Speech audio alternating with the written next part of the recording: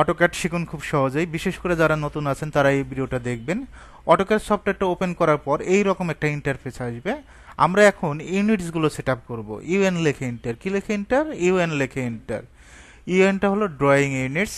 Type থেকে আমরা কি সিলেক্ট করব? ইঞ্জিনিয়ারিং। প্রিসিশন থেকে 0 ফিট 0 ইঞ্চি। এখান থেকে ডিগ্রি, মিনিট, সেকেন্ড, একেবারে সহজ। তারপর ওকে দেব। আশা করি পারবো। পারবো না? কথা বলেন। ডি লেখে এন্টার। ডিটা হলো ডাইমেনশন। এগুলো জানতে হবে। ইউএনটা কি, ডিটা কি? ইউএনটা ইউনিটস, ডিটা ডাইমেনশন। মডিফাইতে ক্লিক করব। Primary units. ইউনিট ফরম্যাট থেকে ইঞ্জিনিয়ারিং, প্রিসিশন থেকে 0 ফিট 0 ইঞ্চি। এটা কি খুব কঠিন মনে হচ্ছে? তারপর টেক্সটে যাব। টেক্সট থেকে টেক্সট হাইটটা কত ইঞ্চি? 6 ইঞ্চি। স্যাম্বল অ্যান্ড অ্যারো, এখান থেকে আমরা আর্কিটেকচারাল টেক্সট সিলেক্ট করব। অ্যারো সাইজটা কত ইঞ্চি করে দিব বলেন তো? 3 ইঞ্চি। 3 ইঞ্চি। ওকে, সেট কারেন্ট, ক্লোজ। ওএস লেখে এন্টার। কি লেখে এন্টার? ওএস লেখে এন্টার। অনেক সময় দেখবেন যে একটা লাইনে ইন পয়েন্ট আসবে না, মিড পয়েন্ট আসবে না, টিক দেওয়া না থাকলে কিন্তু আসবে না। সিলেক্ট অল করে দিব। কি করে দিব? Select all. ওকে। অটোক্যাডের ডিরেকশন কয়টা? দুইটা, একটা এক্স, একটা ওয়াই। অনেকে ডিরেকশন বোঝে না, তো যার কারণে এটা নিয়ে আলোচনা করি। অটোক্যাডের ডিরেকশন দুইটা, একটা এক্স, একটা ওয়াই। যদি ড্রয়িং এর এদিকে হয় তাহলে ওয়াই, এদিকে হলে এক্স। এখন কাজের সময় যদি এটা মাঝখানে চলে আসে তাহলে তো প্রবলেম। এটাকে ফিক্সড করতে হবে কিসের মাধ্যমে? UCS icon. এন্টার, নো লেখে এন্টার, এনো লেখে এন্টার।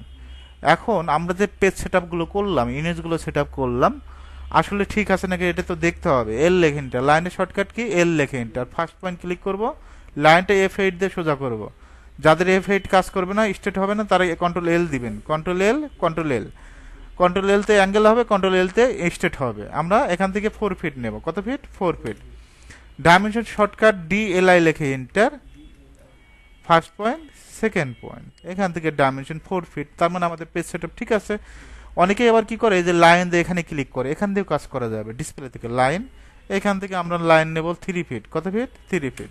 ডাইমেনশন চেক দিব কোথা থেকে? যে ডাইমেনশন থেকে এখান থেকে যে কোনো একটা ক্লিক করবেন। ওকে, 2 নম্বরটায় অ্যালাইনে ক্লিক করবেন। অ্যালাইন 3 নম্বরটা। First point, second point. অ্যালাইনটা কয় নাম্বার?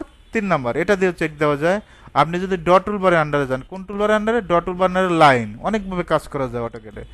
লাইন, এখান থেকে আমরা নেব 2 ফিট। কত ফিট? 2 ফিট। এখন আমরা তো একটু আগে ডাইমেনশন থেকে, অ্যালাইন থেকে চেক দিছি। আপনি 2 নাম্বারটাকে ক্লিক করেও চেক দিতে পারেন। জাস্ট ক্লিক করবেন। First point, second point. এখন এই যে কাজটা করলেন, এখন ফাইলটা তো সেভ দিতে হবে।